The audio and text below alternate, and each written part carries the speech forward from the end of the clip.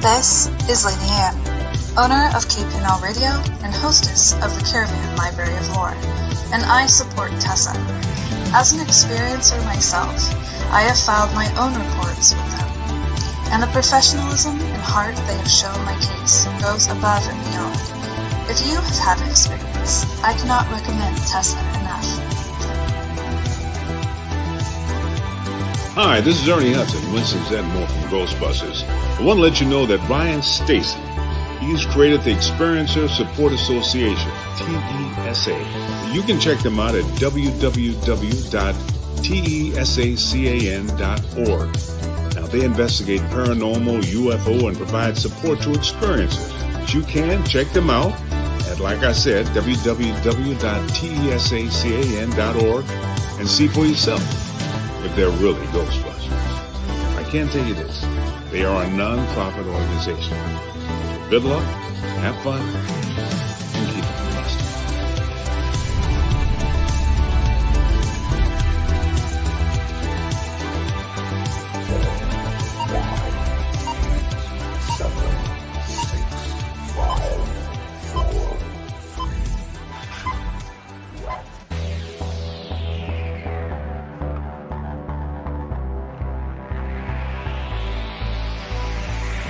Good evening. You are listening to Beyond the Tinfoil Hat, a podcast by the Experiencer Support Association. TESA is a UFO, paranormal, and paracryptid investigation association. We investigate everything belonging to the global phenomenon linked to highly strange and unexplained experiences. We also connect experiencers with other experiencers, creating a safe, positive environment to engage and discuss this phenomenon without judgment, criticism, or retribution.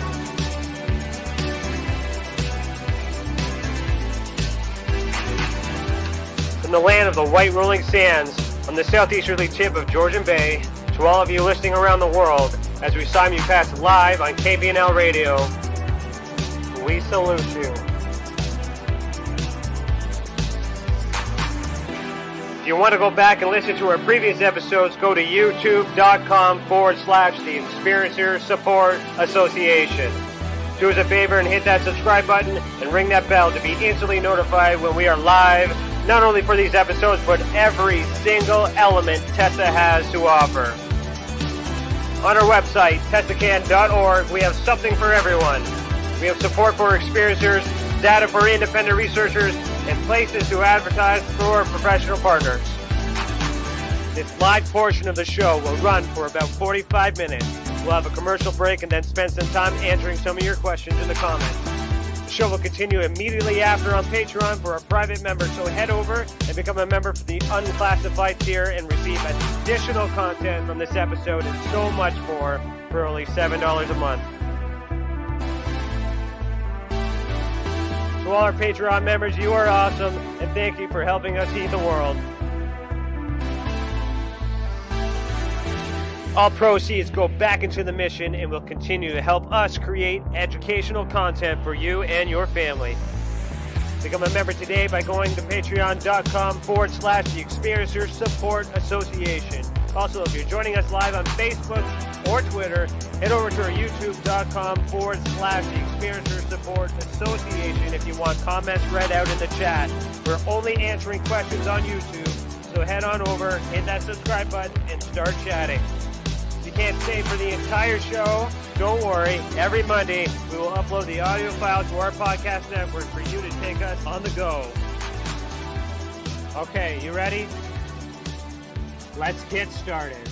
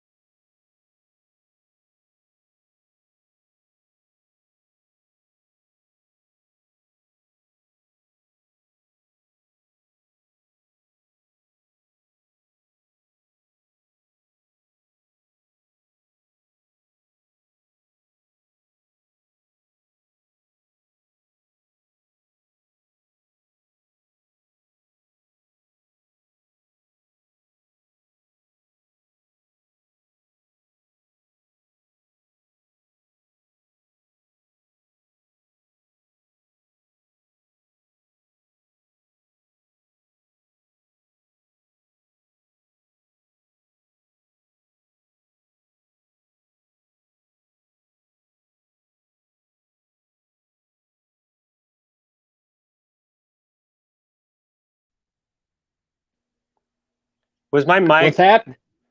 What's happening, Ryan? What's happening, man? I feel like my intro was muted. Was it not? Yeah, I couldn't hear it, so I didn't know if anybody else could hear it. But No, all right, let's try this again. So, good evening. Today is January 21st, 2021, and I am Ryan Stacy, your host for this evening. Our guest for Season 3, Episode 1 is Danny Whitson. Danny is a professional magician and stand-up comedian from Oak Ridge, Tennessee, with a passion for magic, comedy, and meeting new faces with every show. For the past 15 years, Danny has been entertaining people with cards, coins, ropes, and anything else he can make disappear or crack a joke about. He has entertained all over the Southeast at comedy clubs, festivals, Fanboy Expo, and corporate events with a nice balance of stand-up comedy about everyday life and silly but mind-blowing tricks. Danny has performed with Kevin McDonald from the sketch comedy show Kids in the Hall, and has opened for Dr. Bill Bass's Body Farm lectures. He's also performed for companies such as Bush's Baked Beans, Waste Connections, and All Meds. He has been featured on Traffic Jams and Jokes with WIMZ 103.5, Mental Floss, The Chive, Blank News Magazine as Knoxville's Magician. In 2015, Danny helped break and set a new record for the Guinness World Record for the longest comedy show, and he also has a podcast called Abracadam. So, put on your tinfoil hat, Danny. We're about to get down a rabbit hole. How are you? doing good, man, and you nailed it. Thank you. Thank you. Sorry about the audio thing. I'm new here. So, you're doing well? Doing good, doing great. Good. How's Tennessee? Tennessee is not bad. It's the weather in Tennessee is always a little unpredictable. Today, we're in the 50s, so not too bad weather for January. So things are nice. That's good. It's like -8 here Celsius. See, I wouldn't know what to do with that kind of cold. So that's what makes, I guess, Canadians tough. I was going to say the only thing you can do is freeze, but yes, we're tough. Yes, totally tough in these igloos that we have here. So I got a question. How did you get into magic? How did magic start for you? I was kind of a late bloomer. I mean, I was in my early 20s before I actually got serious about magic. I wasn't one of these kids that got a magic kit growing up and had always had the interest. I didn't have that kind of upbringing. My dad was kind of a trickster, but he wasn't a magician. So, I kind of always had the interest kind of in magic. But no, basically I walked into a magic shop and a magician just blew my mind, and I caught the bug, and that's been it ever since. I had to learn. What did he do? What did he do to give you that Well, bug? what he did his name is Tricky Nicky, and he did a card trick that just blew my mind, and then just one thing after another, a lot of the basic kind of stuff. But I remember coming back and I was like, I gotta know how you did this. I gotta learn. So he'd show me a trick, and then he pointed me out to a book, and there you go. I'd buy a book. So basically, I'm self-taught and just out of books, and that's been over 20 years now. It's insane. But can you write your own book now? Oh, absolutely. As a matter of fact, I do actually plan on writing a book of my material. I'm kind of on the fence. I don't think it would be released for the public, but I would want to keep it for just in case, when I'm dead and gone, my family or my grandkids or my great-great-grandkids could see some of the methods of my insanity. So. Okay. Well, I'd read it. I'd buy it. I'd be interested in that. Well, I mean, there's a lot of my act now is unique to me, and you won't see other magicians doing the act I do, but once I'm gone, those tricks are gone. So that's why I would like to get it to some type of print somewhere eventually. Right on. That leads me to my next question. What would you say your biggest challenge would be as a professional magician? Oh, well, there's several. I mean, like, you mean performing or right now during virtual or I guess magic in general, like just the whole element of it, in trying to convince the audience that magic is real. What would it be? well, this is okay.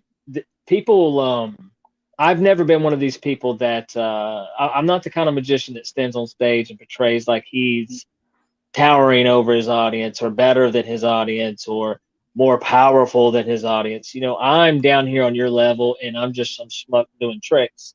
But the definition of magic is where magic is a real thing, and because magic is an emotion that you experience whenever that moment of, well, what the hell hits, and it doesn't necessarily have to be a magician showing you a trick. It can literally, everybody's had one of those moments. Everyone has had that something, you know, whether you were thinking about macaroni and cheese and then all of a sudden you stepped in a big old pile of macaroni and cheese, that's magic.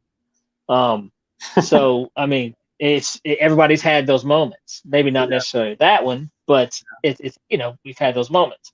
Um, I I haven't had much trouble with people trying to convince people what I do, and I don't convince them like, no, really, I have special powers. I don't do that. But the main thing is, if you watch my show, you need to forget about all the rationalities and everything. You need to just sit down and relax and have fun and go somewhere. Don't go on the ride that I'm going on. You know what I mean? Mm-hmm. So, but for the most part, every now and then you'll run into these type of people who don't like to be fooled, or there are those people out there. And I mean, I okay, if you don't like it, get out of here. I mean, I don't beat around the bush. If you're being a jerk, I'm a jerk back. I'll call you a name. All right, let's get out of here. Mm-hmm.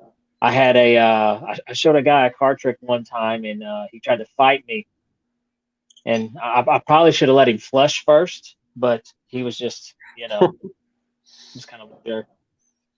Well, so I Don't like, show card tricks in the John, kids. That's what I'm saying. That's what you're saying. Yeah. So he is a magician and he is a comedian. So those two go hand in hand. I personally like magic. I've always been fascinated with magic. I know a few card tricks actually myself, that I haven't done in a while. But maybe when we get into Patreon and we're showing some magic tricks, maybe I'll do one for the audience. But and you can judge me. But what was I going to say? I've always had that analytical mind, right? I love watching magic, but what I love the most about it is I can't figure it out. So I'm always thinking like, I know there's a trick, but good for you. There's something. This is the thing, and I don't think some people will understand this, and some people will not. And it actually took me a long time to understand this. Like you have heard the saying that ignorance is bliss. Mm-hmm. We've all heard that saying. And right now we live in the information age where literally you can find out anything you want to know about everything, you freaking spoiled little brat. You know what I mean? Anything you want to know is like floating out there at your little fingertips.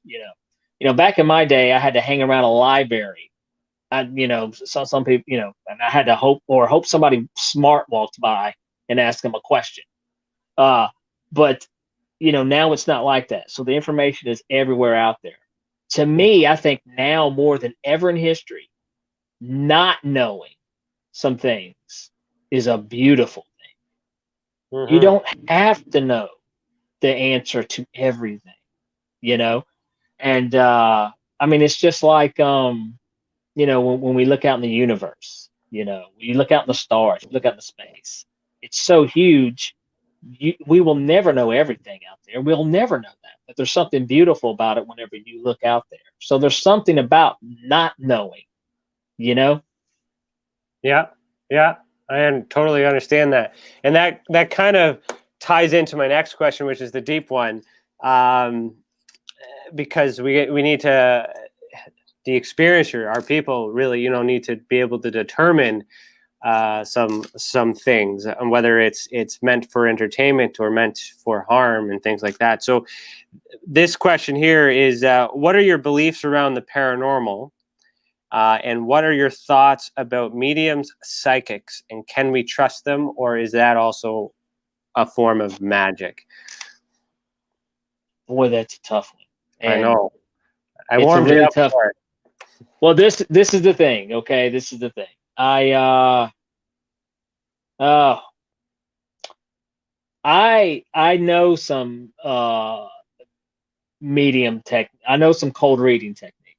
I mean, in serious magicians, you study a little bit of everything, and so I'm familiar with a lot of techniques. So I can watch. I mean, I've seen some people on television that I just thought were complete frauds because I know exactly the technique that they're using to get the information that they need. And the biggest mistake that anyone makes, okay, including myself, is you don't give people credit for being a master of their craft.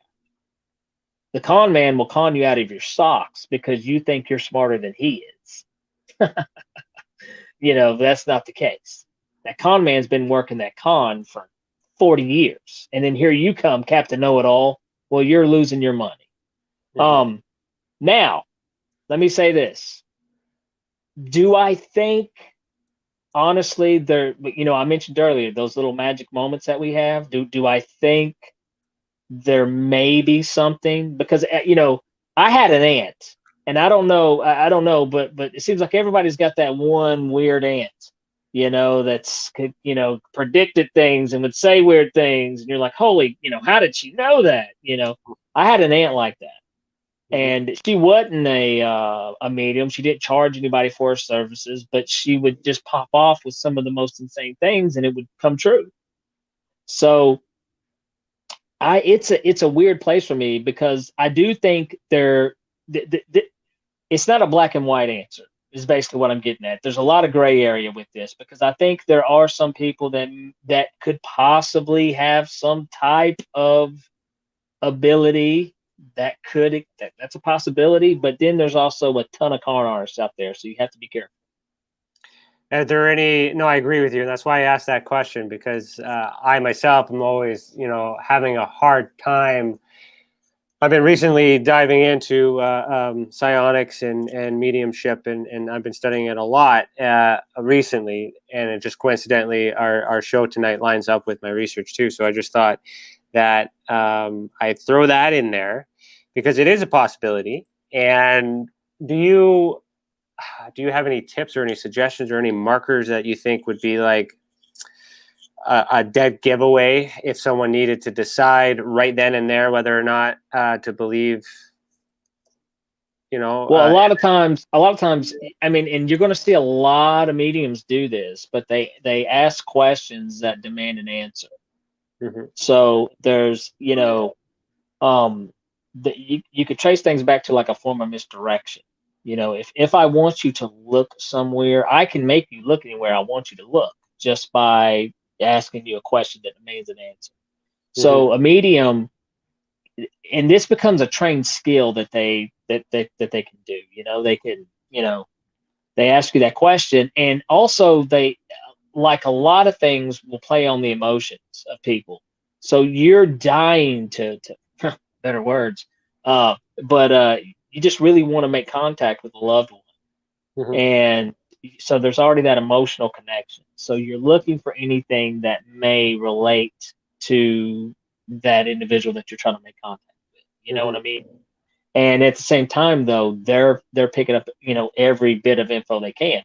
Now, there was this medium that in Tennessee for a long time. He made a lot of money off people. A whole lot of money, which is weird too. That, to me, that's the number one side. Okay, I'm sorry. Yeah, we all got bills. We all need money. Heck, I don't work for free. But if I had this gift that you could talk to your papa, or you could talk to your, yeah, some loved one, I wouldn't be so outrageous expensive that, only the rich could afford, my Mm-hmm. services. And Mm-hmm. this guy also had a 2-year waiting list. Okay. Now think about this for a minute though. Now you're an investigator. So Mm-hmm. think about this. Let's say you were running a scam, a mind reading, a medium scam, and you just told your customers there was a 2-year waiting list. Mm-hmm. Now, they didn't actually exist, but you told them that. Now, Mm-hmm. what could you do during that 2-year time? Oh, I could research them. I could investigate the hell out You of them can learn and watch anything. everything. Yeah. Mm-hmm. Yes. Mm-hmm. So, I thought this is the perfect scale, man. This guy is, I have a hard time taking, that this is not a scam. And, I've even done things to where I have done tricks that have hit so personal for people that they would swear to God that I was psychic, and I'm not. It's just that, you know, keep in mind, a magician is somebody who will go the extra, extra, extra, extra, extra ridiculous, unfathomable mile just to fool you. Mm-hmm. Okay. So, that's the closest I'll come to tipping a magic trick, but that's okay. Imagine something that no sane person would do. Okay. Well, the magician has already done that, and just to get that fool out, out of the magic trick, Mm-hmm. that fooling. So But you even can't say this. I was just going to say that even in fooling me, like that is understood as entertainment, right? I want to be. It's like me going to a haunted house because I am paying to go in because I want to be scared, right? Absolutely. So there's that expectation. So I agree with you on all that. So I guess we could come to the conclusion that the motive would need to be analyzed. And yes, money is needed, and I agree with that. But like if you to compare to that as an investigator, I charge when I investigate factual things that I can get substantial and physical evidence for. So I will charge for custody investigations. I will charge for anything that could end up in court because I can prove through the process that will give you a result. I don't charge for this because I can't guarantee a result or a solution. So the trouble that I've always been having is whenever I come across a medium or someone who claims to be psychic, it's like, will you do it for free? No. Oh, why not? Well, I need to And make money. Well, yeah, but there's other ways you can make money, right? well, to me, it's oh, and then, like I said, I can't say every medium out there is a scam because that's something I've had to divorce my way of thinking from, because Mhm. as a magician, I had lumped everything, like I had put everything black and white. If it's not if science can't explain it, then it's fake. You Mhm. know, and I'm no longer on that train anymore. I do have an open mind for some things we don't understand. And I think there may be something to it for a select few people, but I think the majority of people, and there also may be those people that buy into their own BS, which is possible. You know, you can get into something and you may believe your own BS, and I'm sure those individuals are out there too. But also, like I said, I want to backtrack a little bit and just say there might be legitimate psychics. There might be, you I, I know. be- I believe that there are, and I do accept the money exchange thing because it is something for But your time. but But $200 an hour, get out of here, man. or yeah, Oh, no, like no, like no, no. I mean, don't even say $200 an hour. Okay, yeah. like I mean, let's talk about this guy was like 10 grand. I mean, it was like insane. insane. Could he guarantee a result? People who went to see this guy would come back and would be completely convinced. Now, granted, I had never met him, Mm-hmm. I never, anything, but apparently celebrities flew into Tennessee just to see this guy. He had his own private airport for him. I mean, this guy had a lot of money. And, but here's the other thing. Let me also bring this up. Yeah, go ahead. If if you had a loved one pass away and you're looking for some type of comfort, I don't see anything wrong with maybe visiting a medium or psychic if it makes you feel better. But granted, you need to be careful because it could turn around and be an expensive hobby. Yeah, because then that's the way I see it too. It can be used as a tool to help with the symptom, so that way you can feel better. But the exchange at the beginning needs to be understood. What exactly it is that you're paying for, and if you understand that it's an audience or entertainment aspect, then it's okay to charge for it, as long as that's like negotiated at the beginning. Like, I'm on the fence with my feelings on it, mainly because I haven't had the chance to study someone. So one day I'm hoping that I will come across someone who is humble enough and actually understands and is confident enough to go through a little bit of private testing, so that we can enforce that, or encourage that, or support that, and verify that, to represent that small group of psychics and mediums that are unfortunately attached to this stigma. So if any of you guys listening to that are still here, unless we lost you all at the beginning there, they're still. I'm still looking for the right one, but they're hard to find. So my next question, I guess, to lead into that, is, how do you feel about magic with a K? So like the dark magic, and how, are you interested? Does any of that dabble in between what you do? Does that get mixed up Well, I'm primarily, comedy magic, and but now I have I'll never forget people I'll say this, I love spooky magic. Okay, let me call that it. In magic and illusion, it's called bizarre magic. And there's actually magicians out there that do just strictly bizarre tricks. And I mean, trust me, they can do some things that would really freak people out.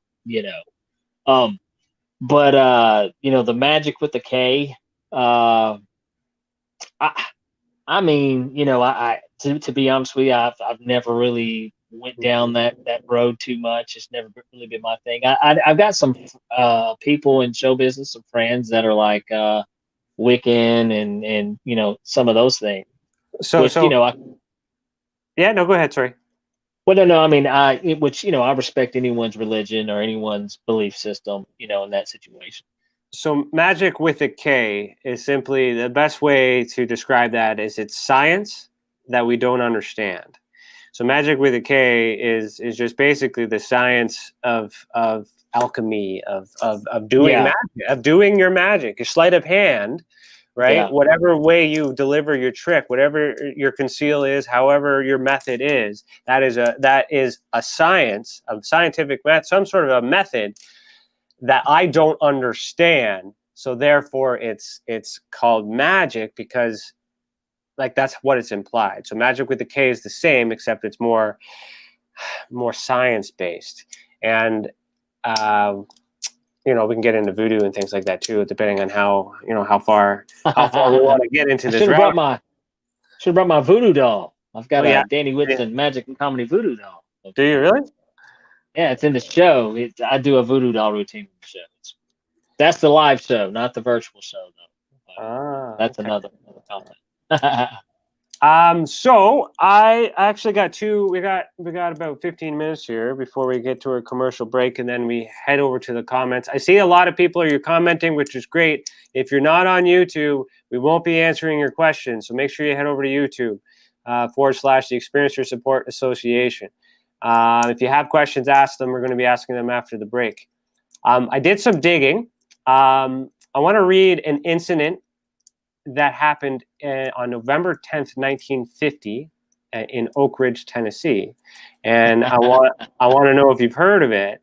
I just found this because I just cross-reference where you are, and I found this document, which is kind of interesting. So the report says, on the 10th of November, 1950, Oak Ridge, Tennessee, redacted Oak Ridge, Tennessee, an employee at redacted Oak Ridge, Tennessee was interviewed, and he stated substantially as follows. At approximately 16:30 hours on 23rd October 1950, while driving on the Benton Valley Road, Oak Ridge, Tennessee, he observed an object over the Scarborough School, which is in the control area of Oak Ridge, at a distance of 1/4 to 3/8 of a mile from his position of observations. The object appeared to be between 1,000 and 2,000 feet in altitude and was described as an aluminum flash. It was traveling in a southeast direction.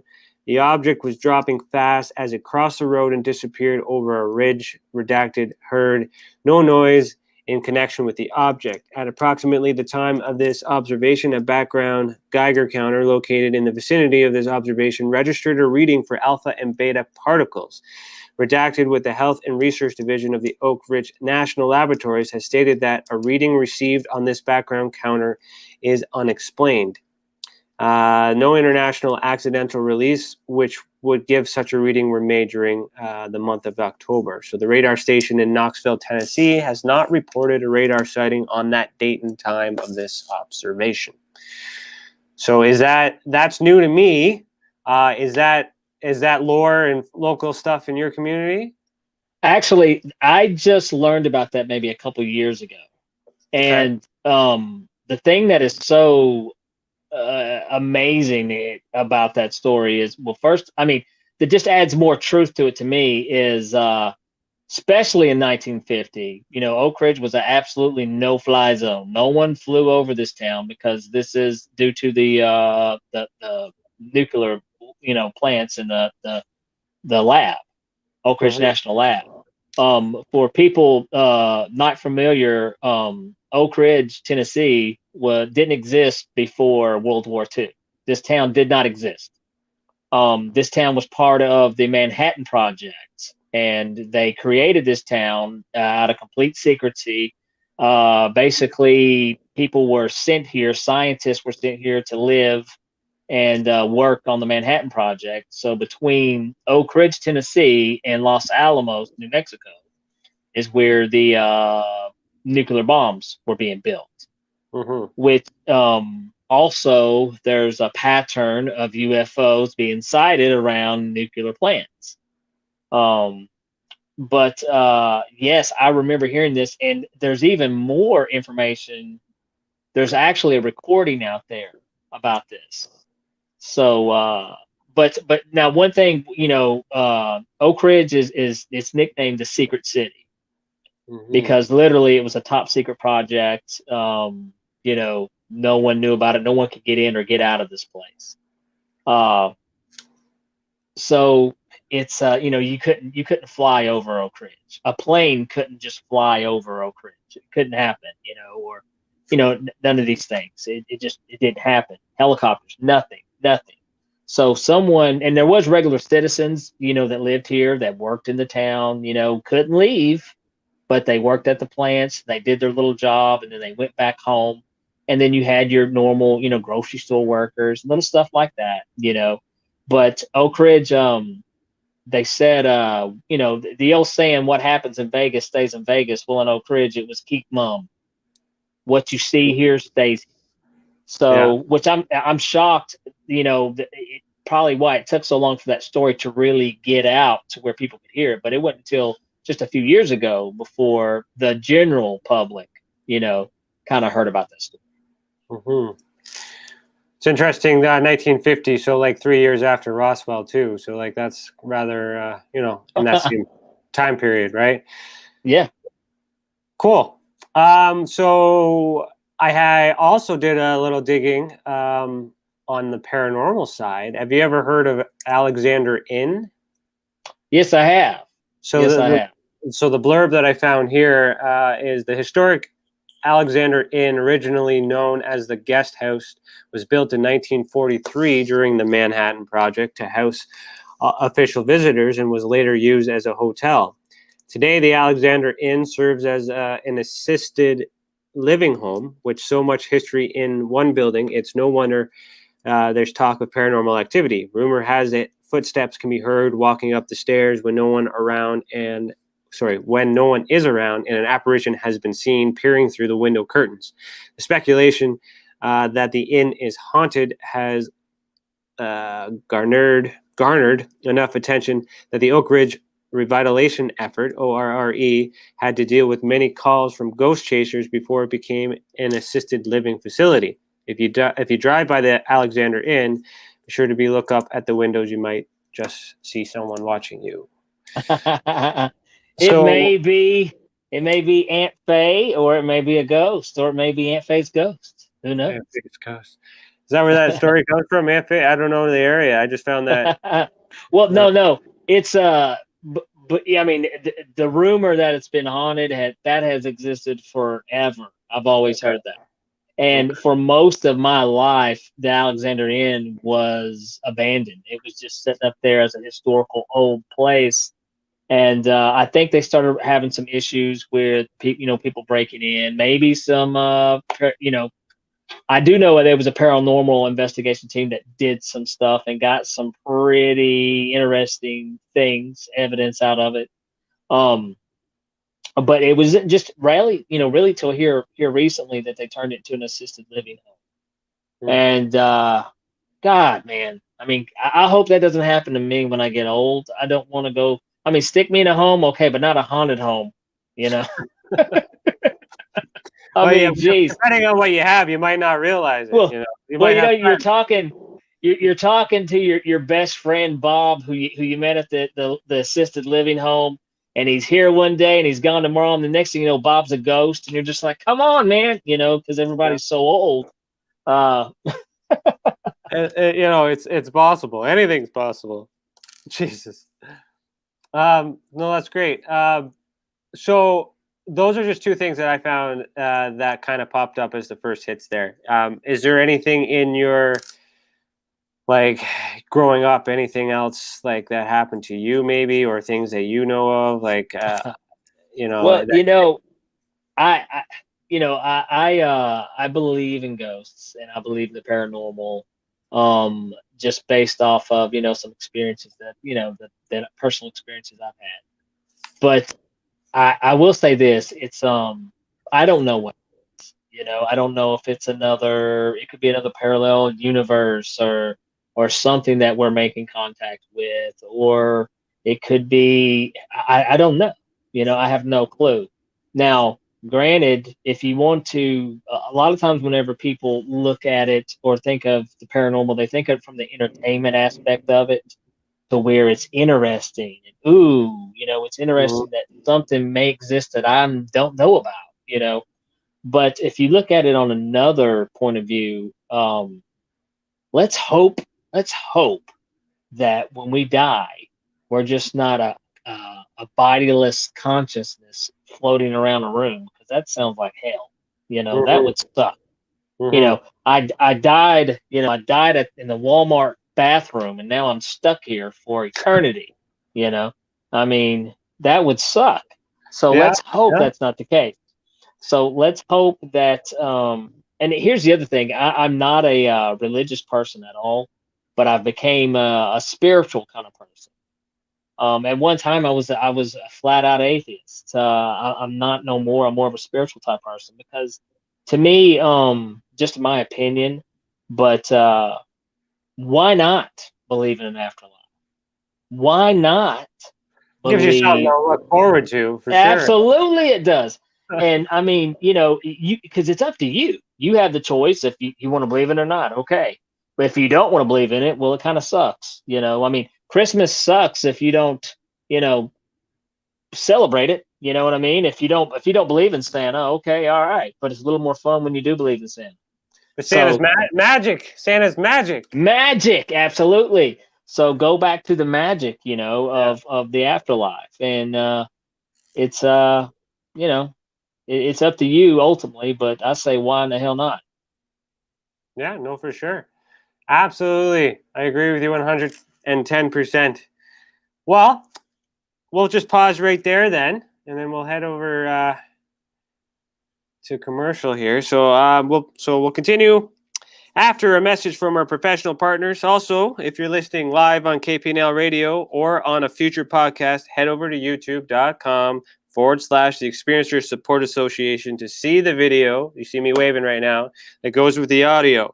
Remember, you are listening to Beyond the Tinfoil Hat, which is a podcast by the Experiencer Support Association, and we will be back with Danny Whitson in just a few minutes. Ryan is one of Canada's leading new UFO investigators.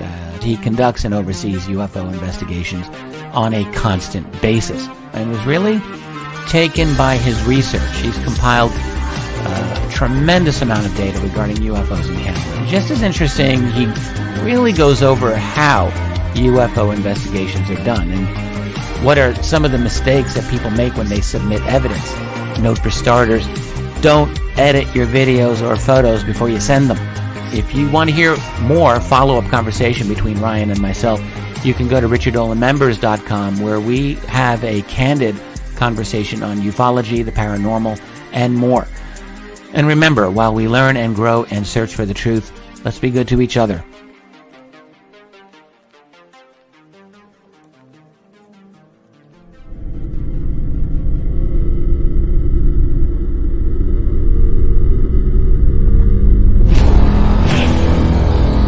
The same thing that draws aliens to our planet is the same thing that draws us to others. Exploration, curiosity, sustainability of life. That's why we go. It would make sense as to why they're visiting here.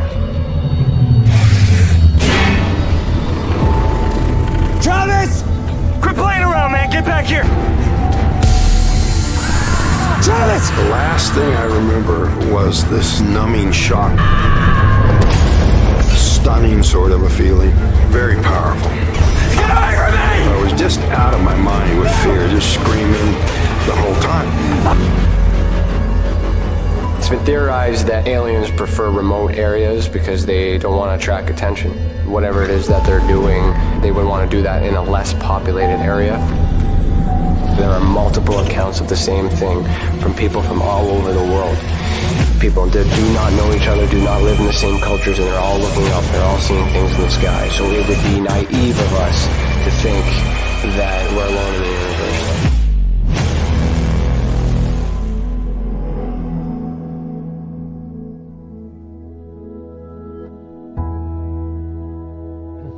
My mission is to assist and help those experiencing this phenomenon in such a way that they're able to continue and live with it, and also in a way that it can be measured, quantified, and reinforced within today's society, so that way it can be accepted and no longer viewed in a negative way.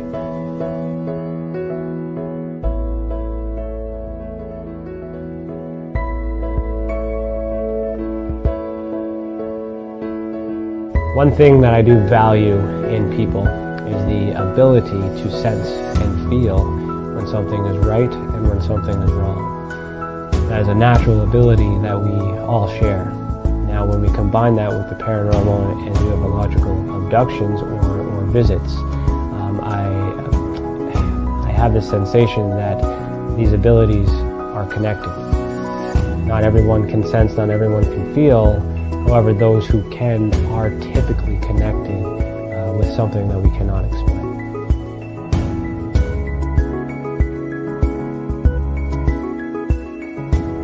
And part of my research is not just to investigate the experience, but it's also to understand and study the experiencer, to find out what they have in common with other experiencers, to try to figure out what the actual makeup is in order to be on that spectrum.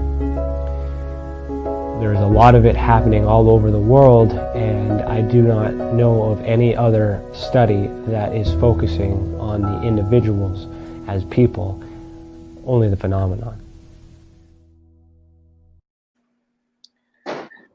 Welcome back. You are listening to Beyond the Tinfoil Hat. If you are enjoying the episode so far, head over to patreon.com/the Experiencer Support Association and join the unclassified tier for only $7 a month.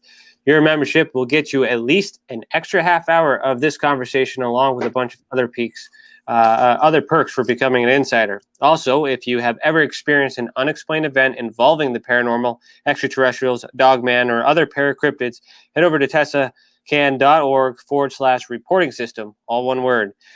The more reports we get, the more we will understand this phenomenon and how it affects our people. Let the others who have already reported be the example that proves we are making a difference. If it wasn't for these reports, we would not be able to do what we do, and for that, we thank you. I am here with our guest, Danny Whitson, and it's time for the comments, but it appears he's disappeared. So when he gets back, we'll continue the conversation. So I'm going to, if you guys are still listening and commenting on Facebook, we will not be answering your questions on Facebook anymore. We want everybody to come over to our YouTube page, youtube.com/the Experiencer Support Association. And just like magic, Danny has reappeared. There we go. Danny had to get something to drink and pee. Oh, okay. So that's the best magic trick ever. You were gone. I was like legitimately surprised. Okay, so what I'm going to do is I'm just kind of winging this part. I'm going to show the comments that kind of popped up, and I'll read them out loud, and you can say hello or do whatever you want and go from there. So this one's from Chantel. It says, "Welcome, Danny Whitson, elbow cough." And then we have Lisa saying, "Hello, everybody. Good vibes. Hi, Lisa." Everyone's just talking to each other. Well, hello, Chantel. So Justin K says, "Hi, lovely nerds. Wonder what this is about. I guess we'll see." Well, Justin, I hope you're still here. Yeah, Lisa, Lisa said she couldn't hear me. We figured that out earlier. Sorry about that. I just skimmed through here. KPNL Radio says, Oak Ridge, Tennessee, the secret city, my hometown. Look at that. Who is that? Who is that? So KPNL Radio, I don't know if she wants to say who she is, but if you go to, but she's one of our affiliates or one of our partners.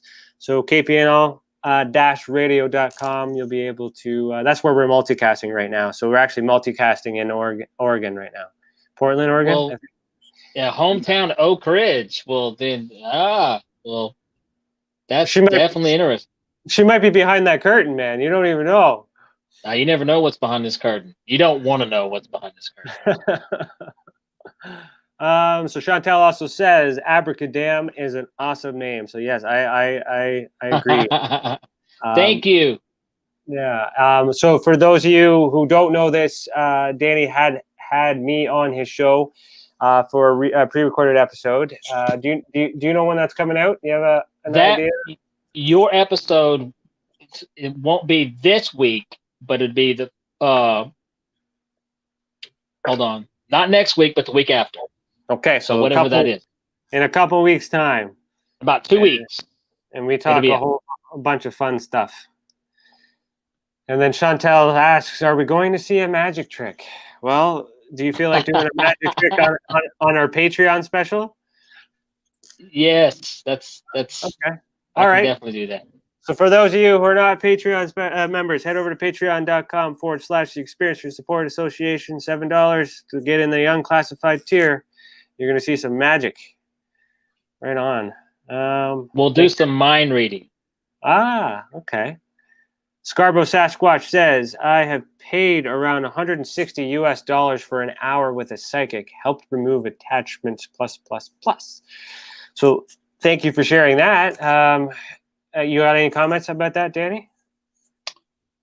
Well, I mean, do you feel like it did you get anything out of it? Do you feel like it was worth your time and your money? Because that's going to be important too, you know. Mm-hmm. That's a good point. Because the price would vary depending on everyone's budget and. I mean, you remember? I don't know how old the viewers are, but I remember back in the day when I was a kid, there was a thing called the psychic hotline, where the psychic, you would call them up on 1-900 number, and you would drop all this money for some schmuck who doesn't even have psychic powers. It's just reading off of a script. So, but if it's something that you feel like can help, or has helped you, then maybe. As long, it depends on what you're going in for and however you feel. And even if it is a lie, if that helped you, take that, because whatever you're feeling, grief is a son of a bitch. It is. You just feel better, and I'm not gonna. It's no different than me telling you not to believe in God. If believing in God, saying a prayer helps you, win that title fight, pray. It's a task. It's a tool. It's a method to clear the mind, and that's what's important. You got to heal yourself. Now, also granted though, there's a difference in believing in God and then also taking your beliefs and hurting people, or joining some crazy cult. So, and I would say the same thing with the psychic. If you're like, man, I can't pay my light bill this month, but I'm going to go see, Mother Wanda tomorrow. Maybe there's a problem there. You know what I mean? Yeah, no, I see what you're saying. And then you got to be concerned about the funnel too. So it's like, here's a reading now, but we're out of time, but it's too bad because I was really getting something good. Come in tomorrow and we'll, and I'll tell you more, So I think that would be an alarm too. So Scarborough Sasquatch Station also says my partner's brother is a famous magician. So I don't know if we have the name in there. Who is the famous magician? I might know him. I know a lot of magicians. And then we got a question from Facebook. Sorry, we got to skip you. Head over to YouTube. Good question, though. Irmis Mom says, oh, my God, I saw a little girl disappear just before she ran into me at a Walmart. That's interesting.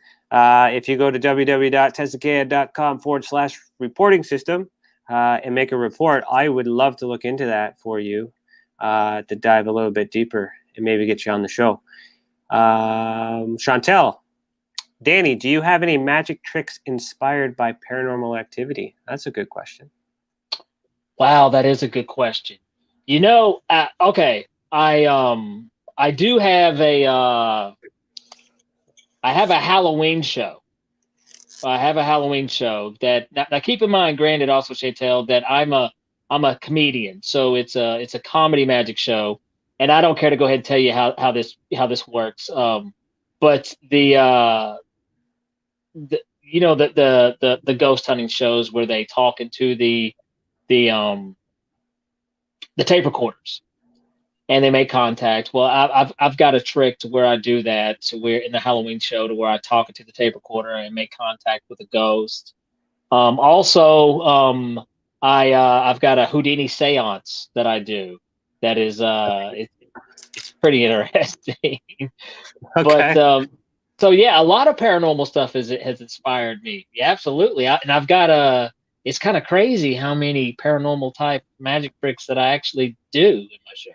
What's interesting is the way I'll just kind of go on a limb, down a limb here, but just kind of disclose that when I met Danny, when we did our podcast, he was not this open about paranormal until the very end, because he interviewed me because he wanted to, he's interested, he's intrigued in the phenomenon.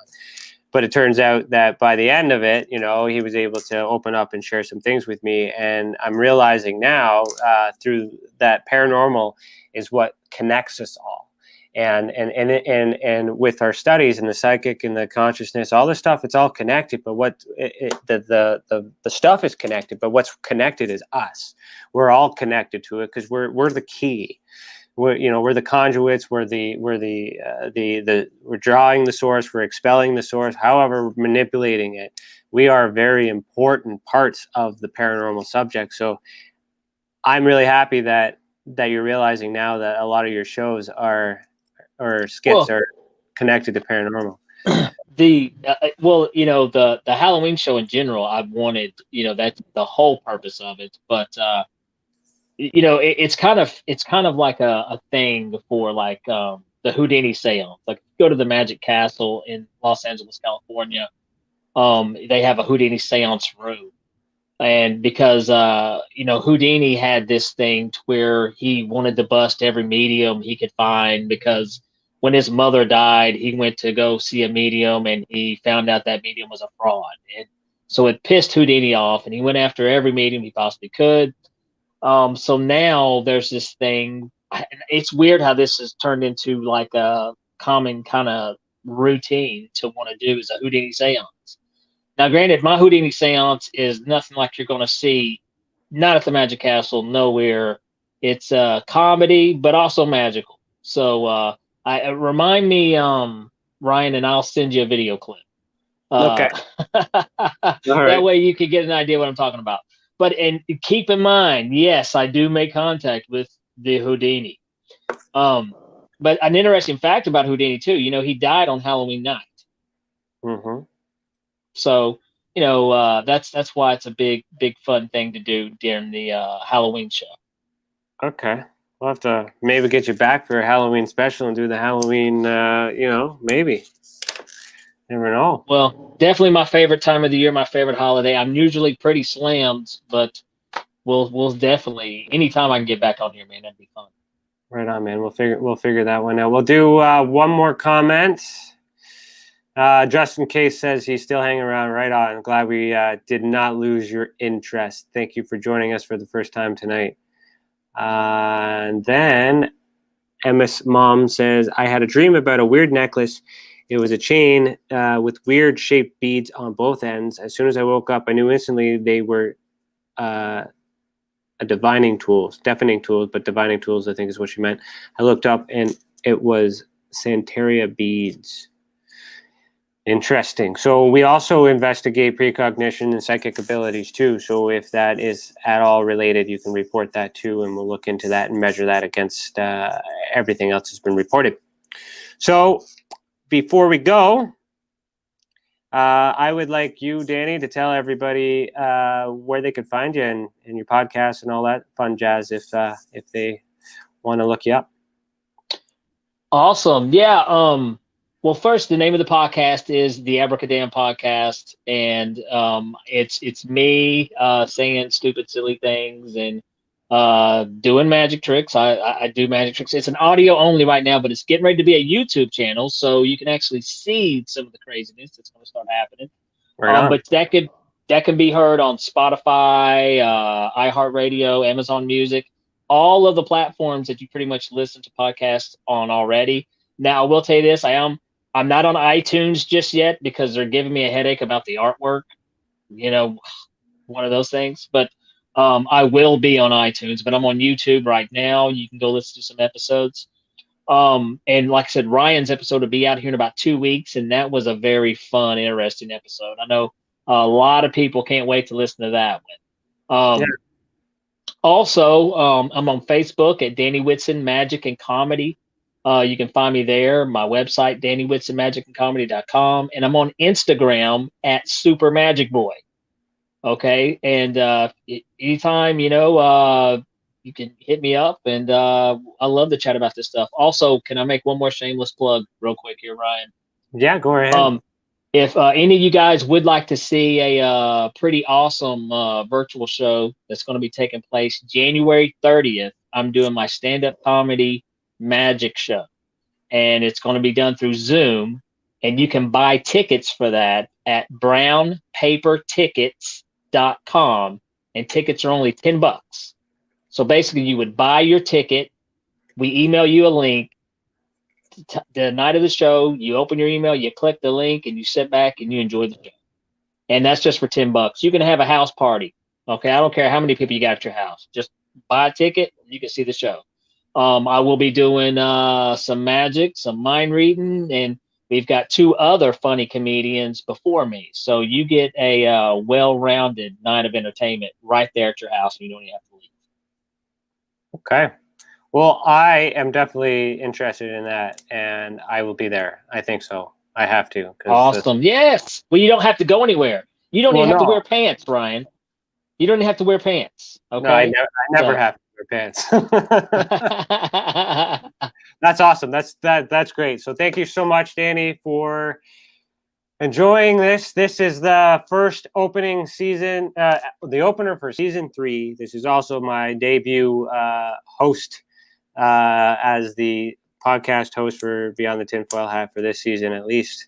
I've been nominated, so here I am. So I hopefully that wasn't too bad for y'all, and we'll see on Patreon. So we're going to head there in a few minutes. All right. So patreon.com/the experiencer support. Come over and see some magic. Come over and see some magic. Support Mind association. reading.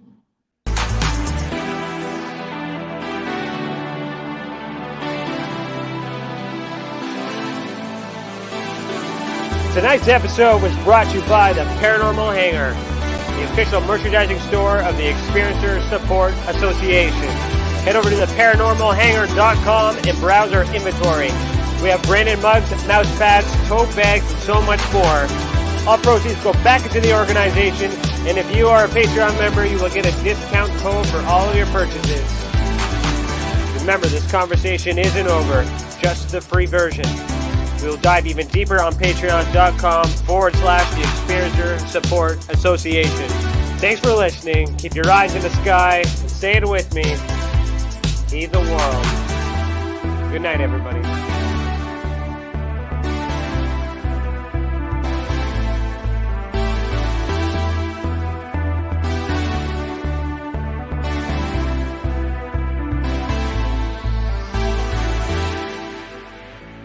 Hi there, this is Dave Scott from Spaced Out Radio, where together, my friends, we own the night. On our website, spacedoutradio.com, we have a place called the SOR Sightlines Report. All of our investigations and people who inquire are turned over to TESA, the Experiencer Support Association. Ryan Stacy and his crew, what I like about them, they're independent. They're not working for anybody, and they want answers. We want answers for our listeners and people who inquire as well about their experiences. It's a great tandem, and we love being teamed up with TESA. If you haven't heard of us before, that's okay. We'd love to earn your listening ears. Join us 9:06 Pacific Time, 12:06 a.m. Eastern for 3 hours of live entertainment 7 days a week.